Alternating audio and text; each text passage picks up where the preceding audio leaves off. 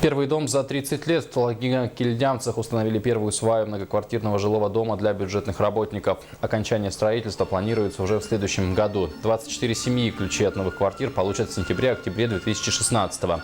Как стало известно, в Талагино это не последняя стройка. В скором времени в поселке появится и новый детский сад. Об этом сообщил на торжественном мероприятии первый заместитель главы Якутска Алексей Игнатенко.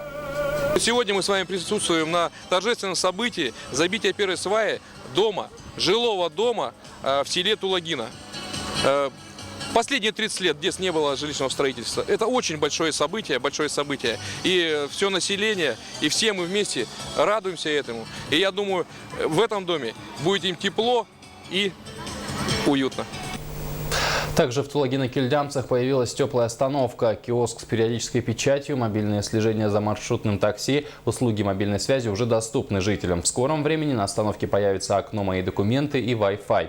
Остановка построена в рамках программы «Народный бюджет» и за счет средств горпечати. Напомним, средствами горпечати установлены еще две такие остановки в Якутске, в Сайсарах и по улице Федора Попова. На сегодняшний день теплая остановка в Талагино является единственной, но в скором времени они появятся и в других поселках пригородов. Мы можем гордиться, что в нашем наследии эта теплая остановка является первой из всех пригородов.